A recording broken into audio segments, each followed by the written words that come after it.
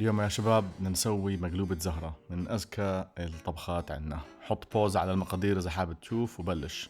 بدنا نستعمل أفوكادو أويل لأنه إحنا شكله معنا مصاري زيادة. إذا تحابب تحرق مصاريك استعمل هذا الزيت، هو أحسن صحيا بس أصلا مش رح يزيد لك غير آخر سنين من الحياة، يعني مش رح تفرق كتير. المهم تبلش.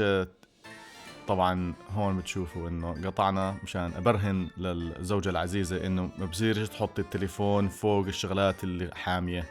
هيو حمي وما فرقت، كملت الطبخ عادي زي كأنه ما صار اشي. 5 دقايق بالفريزر ورجع عادي.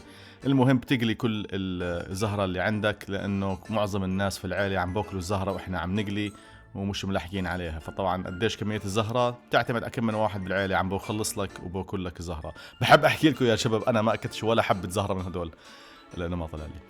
المهم ما بدنا طبعا نحط أي أسامي. بدنا نعمل هون لحمة قطع، بتحطها بمي مغلية وبتغليها وبتقيم الزنخة وبتكمل. بعدين بتبلش تحط ملح، بتحط فلفل، بتحط تومة ناشفة وبصل ناشف وزنجبيل وقرفة، واخر اشي ورق غار.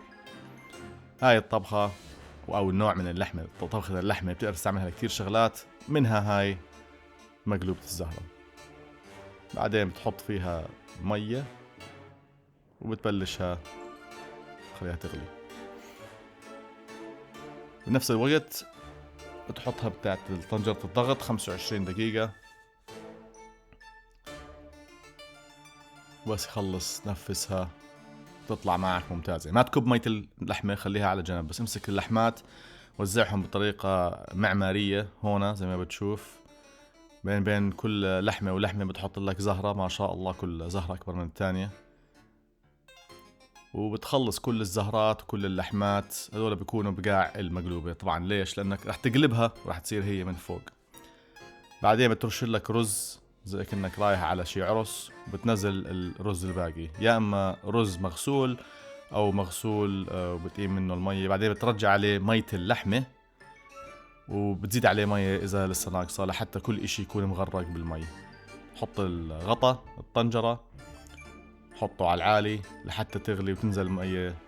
بعدين بترجع بتحطه على كتير واطي. طبعا إذا ما عندك هذا الإكسترا لو بالفرن الخرافي، بدك تجيب من هدول القطع اللي بتوزع اللحم بتحطها تحت الطنجرة. هاي كانت من أثقل الطناجر بحياتي، وقعت كتير منها الرز.